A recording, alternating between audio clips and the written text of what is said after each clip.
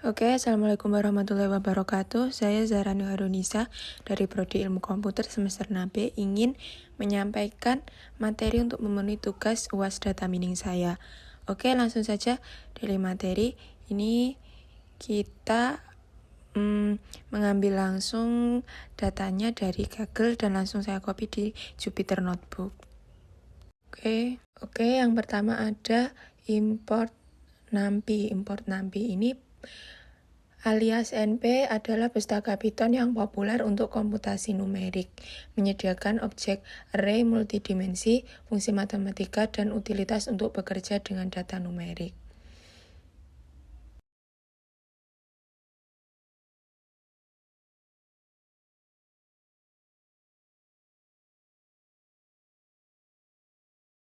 Yang kedua ada import Pandas, yaitu pustaka Python yang digunakan untuk analisis data dan memproses file CSV, menyediakan struktur data seperti data frame yang kuat dan efisien untuk memanipulasi dan menganalisis data. Yang ketiga ada import Plotly, yaitu pustaka visualisasi dan interaktif yang memungkinkan pembuatan grafik yang cantik dan informatif dengan sintaks yang sederhana. Yang selanjutnya ada import Matplotlib, yaitu pustaka visualisasi data yang kuat dalam Python. Plot adalah submodul yang menyediakan antarmuka yang mirip dengan MATLAB untuk membuat grafik dan plot. Selanjutnya ada import OS, yaitu yang import ini menyediakan fungsionalitas terkait sistem operasi seperti mengakses file dan direktori. Kemudian di dalam import OS ini ada file names yang berfungsi untuk memanggil data dari direktori tersebut. Selanjutnya kita run. Nah, ini sudah muncul angka 1, berarti program sudah bisa berjalan. Kemudian, selanjutnya kita masuk ke program kedua, yaitu seperti ini. Tapi berhubung kita sudah mempunyai datanya, kita hapus saja, hanya menggunakan credit card customer data seperti ini. Ini pada read CSV ini atau credit card customer data, nama tersebut menyimpannya dalam variabel dt sebagai data frame agar kita bisa menggunakan variabel dt untuk melakukan manipulasi dan analisis lebih lanjut terhadap data yang dibawa dari file CSV. Kemudian kita run dan muncul nomor 2, berarti program sudah berjalan. Selanjutnya program ketiga ada info, yaitu kita akan melihat output yang terdiri dari beberapa baris, termasuk informasi seperti jumlah kolom, tipe data kolom, dan jumlah nilai non-nul dalam setiap kolom. Yang keempat adalah data ilog. Ini untuk menampilkan objek standar scalar yang digunakan untuk melakukan penskalaan fitur. Terus selanjutnya yang printx ini akan menampilkan data-data dari file tersebut. Kita lanjut ke program selanjutnya, yaitu ini kita run dulu ya. Terus ini muncul data seperti ini. Coding dari ini SC standard scalar ini berfungsi untuk yang digunakan untuk melakukan penskalaan fitur. Terus yang kedua ada SC fit transform. Ini pada baris ini kita menggunakan metode fit transform dari objek standar scalar untuk melakukan penskalaan fitur pada subset X. Metode ini akan menghitung rata-rata dan variansi dari setiap fitur dalam X, lalu mengubah setiap nilai fitur menjadi Z-score dengan menggunakan rumus nilai dikurangi rata-rata dibagi standar devisiasi. Terus kemudian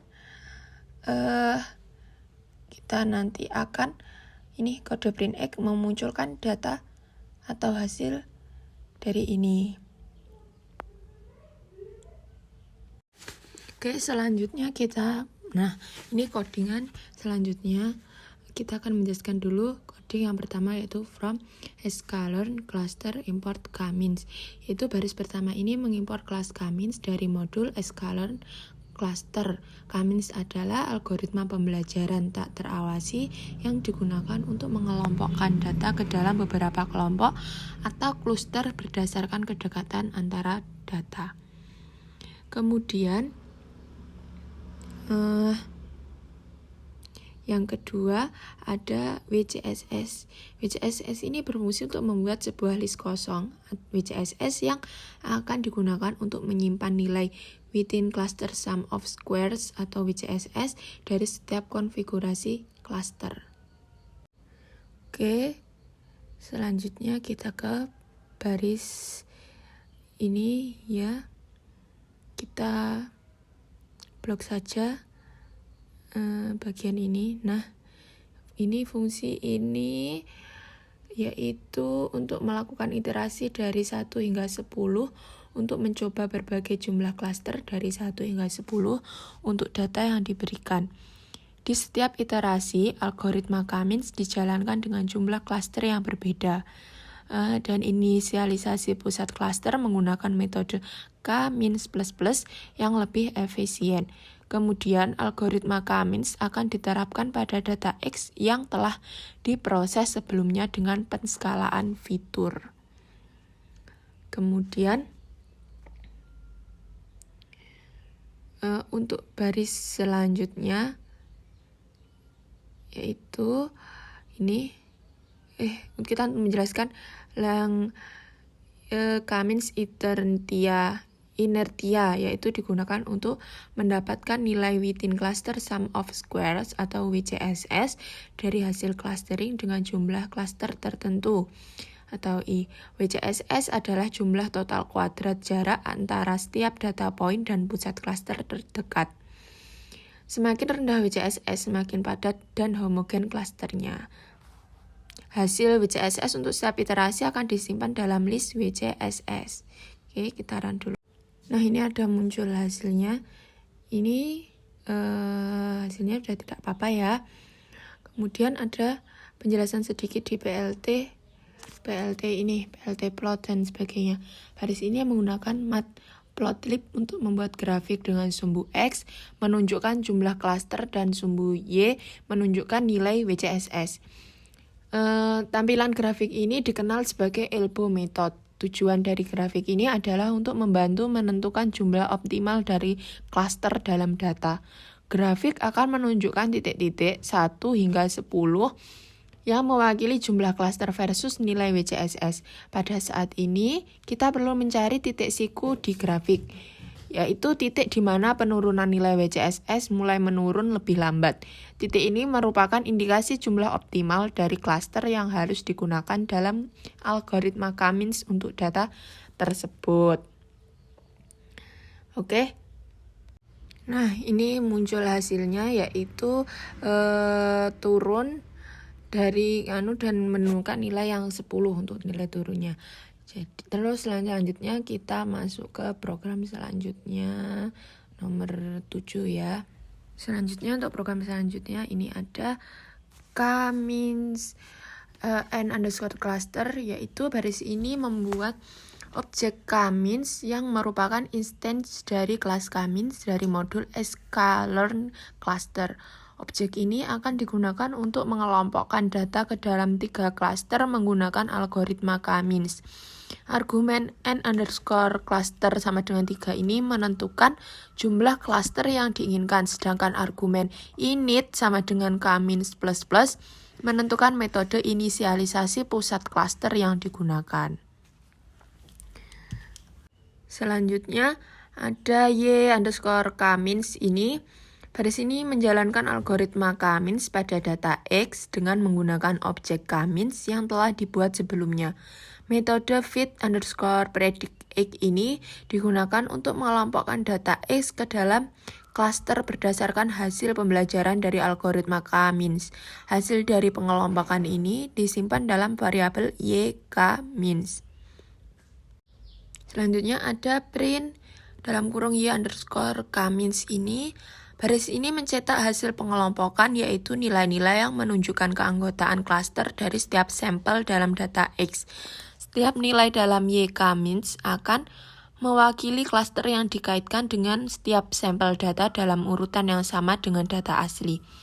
Untuk contoh, misalnya jika y underscore k-means memiliki nilai 0, 1, 1, 0, 2, itu berarti sampel pertama dan keempat termasuk dalam klaster 0. Sampel kedua dan ketiga termasuk dalam klaster 1 dan sampel kelima termasuk dalam klaster 2.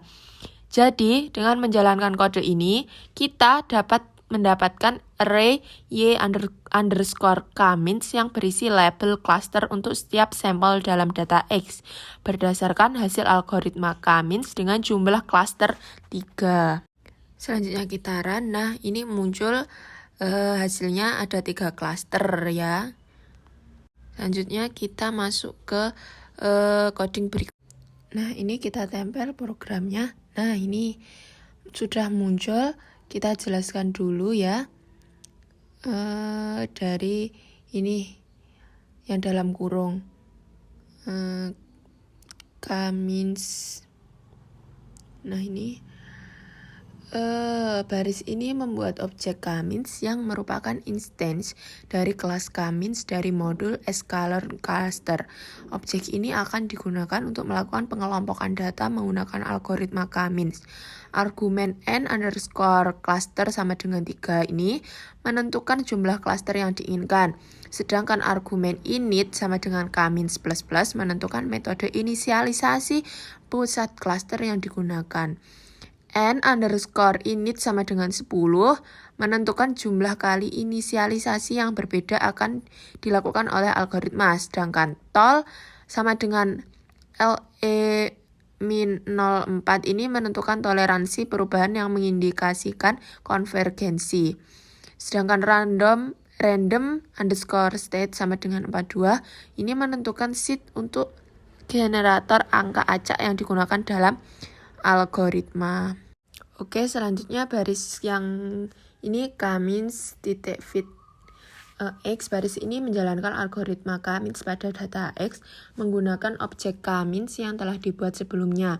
Metode fits X ini digunakan untuk mengelompokkan data ke dalam klaster berdasarkan hasil pembelajaran dari algoritma k-means tersebut. Oke, selanjutnya ada ini klaster PD data. Ini sampai ini penjelasannya, yaitu baris ini membuat data frame cluster yang berisi data dari X atau subset X yang telah dihasilkan sebelumnya dengan nama kolom yang sesuai dari data frame asli, yaitu DT. Kemudian kolom baru dengan nama label ditambahkan ke data frame cluster dan diisi dengan nilai label cluster yang diberikan oleh algoritma k-means atau k-means label. Oke, selanjutnya ini menjelaskan tentang baris ini melakukan pengelompokan berdasarkan kolom label pada data frame cluster dan menghitung rata-rata untuk setiap fitur dalam setiap cluster. Hasilnya disimpan dalam data frame polar. Selanjutnya data frame polar ini diubah dengan menggunakan fungsi melt dalam kurung untuk melakukan pivoting sehingga setiap fitur memiliki baris yang terpisah. Oke, selanjutnya yang ini sudah saya jelaskan. Ya, baris yang ini menggunakan modul Plotly Express, yaitu yang telah diimpor sebagai PX tadi ya, untuk membuat plot polar. PX line underscore polar dalam kurung ini digunakan untuk membuat plot garis polar. Pada pemanggilan fungsi ini, polar digunakan sebagai data yang akan diplot dengan kolom value sebagai nilai R atau radius, kolom variabel sebagai nilai theta atau sudut, dan kolom label sebagai variabel warna. Line underscore close sama dengan true menutup garis plot untuk membentuk poligon tertutup. Sedangkan height sama dengan 800 dan width 800 ini untuk menentukan ukuran plot. Oke, program terakhir ada Fixshow ini. Fixshow ini adalah untuk menjalankan kode ini. Kode Fixshow ini berfungsi untuk menampilkan plot. untuk menjalankan kode ini. Jadi kita mendapatkan plot polar yang menunjukkan hasil pengelompokan dari algoritma K-means dengan 3 klaster. Setiap klaster akan ditampilkan sebagai poligon dengan garis-garis yang mewakili rata-rata dari fitur dalam klaster tersebut. Oke, ini kita run. Ini tampilannya ya, teman-teman. Nah, ini di sini kita mendapatkan 3 label ya. Teman-teman, ada ini label 0 yang berwarna ungu, label 2 yang berwarna label 1 yang berwarna merah, dan label 2 yang berwarna hijau. Jadi ini ya teman-teman tampilannya. Kurang lebih seperti ini tampilannya. Oke. Sekian presentasi yang saya sampaikan. Udah kurang lebihnya mohon maaf. Wassalamualaikum warahmatullahi wabarakatuh.